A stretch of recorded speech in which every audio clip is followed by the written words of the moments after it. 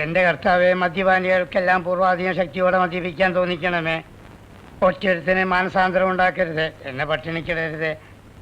അടുത്ത മാസമെങ്കിലും ക്രിസ്ത്യാനിക്കാനുള്ള കാശ് നീ ഉണ്ടാക്കി തരണമേ ദൈവമേ.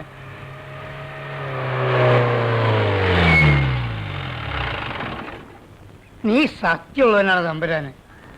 കണ്ടോ, തിരി കത്തിച്ചപ്പോഴേ നല്ല എണ്ണം പറഞ്ഞ കുടിയാരന് ഒരുത്തൻ വരുന്ന വരവ് കണ്ടോ? വലുവേല വെച്ച് കയറിയട്ടെ.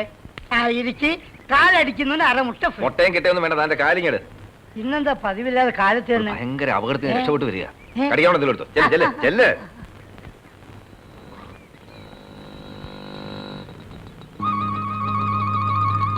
ഇയാൾ ഇവിടെ വന്നു.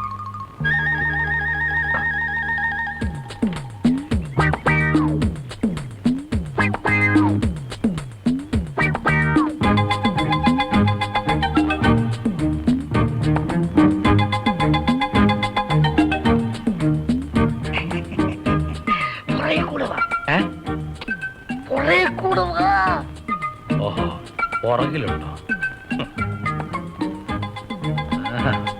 വട്ടപ്പാറയോടാ കളി.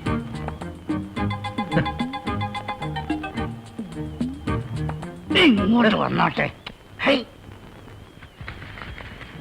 ഒരടക്കും മറയൊക്കെ വേണ്ട എന്റെ പൊന്നച്ചോ. എന്നോടൊരു വാക്ക് പറഞ്ഞിരുന്നെങ്കിൽ ഞാനിത് അവിടെ എത്തിക്കില്ലായിരുന്നോ? കയ്യിലുറോ ജോണി? ആര്? ജോണി. എങ്ങനെ?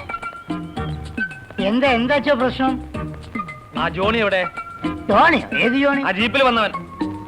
ഓ, ജീപ്പിൽ വന്ന ജോണിയോ? എന്തിനാച്ചാ? അത് ഞാൻ അവനോട് പറഞ്ഞോളാം. ഓ, അപ്പൊ അച്ഛൻ മറ്റേന്ന് വന്നതല്ലേ അല്ലേ? ഓടോ, അവനെ മദ്യപിപ്പിച്ച് കുടുംബം കലക്കുന്നത് താനാണല്ലേ? അച്ഛോ, ഒരു സൈസ് മറ്റേ വർത്താനം പറഞ്ഞു കേട്ടോ. ഇതെന്റെ ചോറാ. പല കുടുംബങ്ങൾ കഴിഞ്ഞാലേ എന്റെ കുടുംബത്തിനൊരു നില വരൂ. എന്റെ പൊന്നച്ചു, അച്ഛനൊന്നും ഇറങ്ങിയ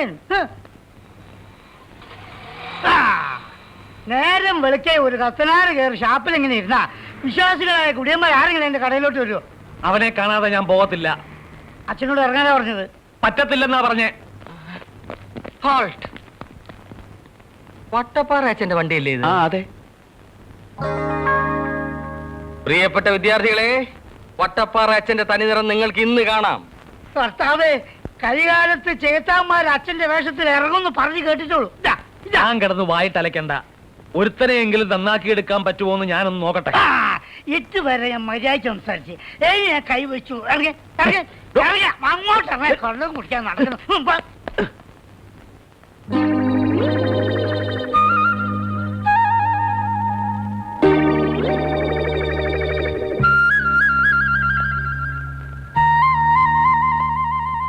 അല്ല, ഇത് പോയില്ലേ? ഞാൻ കുറച്ച് വേണോ? കുറച്ചു നേരം റെസ്റ്റ് ചെയ്തിട്ട്. റെസ്റ്റ് ചെയ്യാനേ? ഇത് റെസ്റ്റ് ഹൗസ് അല്ല, ചാരായ ഷാപ്പാ. അങ്ങോട്ട് ഇറങ്ങി. അല്ലേ,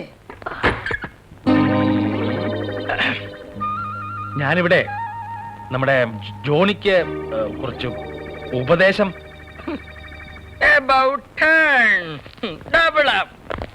ചമാച്ച ഗീവർഗീസ് മാത്യു